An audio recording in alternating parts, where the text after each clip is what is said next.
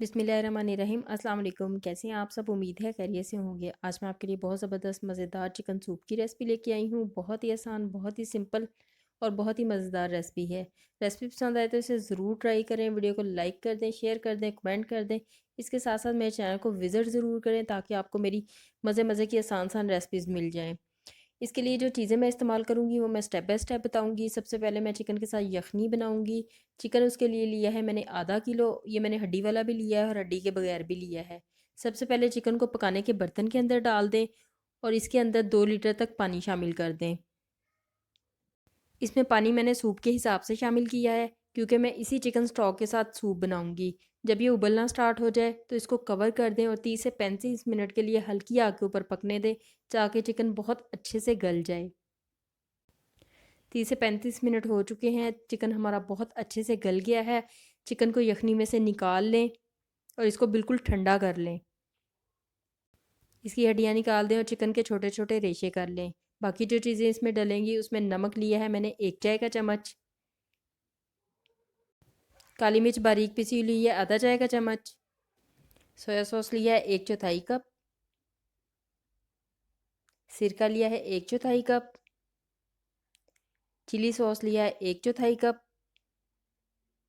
2 अंडे लिए हैं जिनको बहुत अच्छी तरह से फेंट लिया है। सबसे पहले यखनी को पकने के लिए रख दें और रेशे किया हुआ चिकन इसके अंदर डाल दें। सोया सॉस डाल दें, सिरका डाल दें, चिली सॉस डाल दें, नमक डाल दें, काली मिर्च डाल दें और इन सब चीज़ों को अच्छी तरह से मिक्स करके पकने के लिए रख दें। कॉर्नफ्लोर लिया है 5 से 6 खाने के चम्मच, आधा कप पानी लिया है।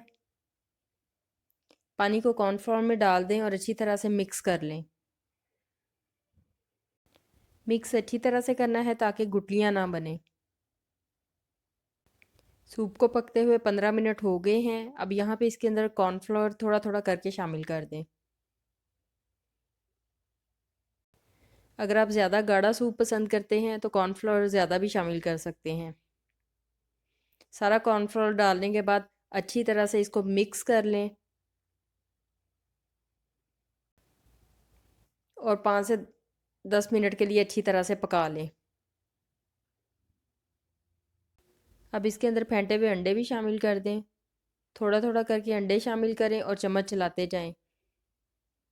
इससे ये होगा कि अंडों के पीसेस बहुत छोटे छोटे से बनेंगे जो कि देखने में भी अच्छे लगेंगे और खाने में भी बहुत मज़े के लगेंगे। अगर सारा अंडा एक ही दफ़ा में शामिल कर देंगे तो इसके बहुत मोटे मोटे पीसेस बन जाएंगे जो कि सूप में बिल्कुल भी अच्छे नहीं लगेंगे। सारा अंडा शामिल कर दें, चम्मच चलाते रहें। अच्छी तरह से इसको मिक्स करने के बाद 5 से 6 मिनट मज़ीद पका लें। सूप हमारा गाढ़ा हो चुका है, तैयार है। बहुत ही ज़बरदस्त और मज़े का बना है। रेसिपी पसंद आए तो इसे ज़रूर ट्राई करें। वीडियो को लाइक कर दें, शेयर कर दें, कमेंट कर दें। इसके साथ साथ मेरे चैनल को ज़रूर सब्सक्राइब करें।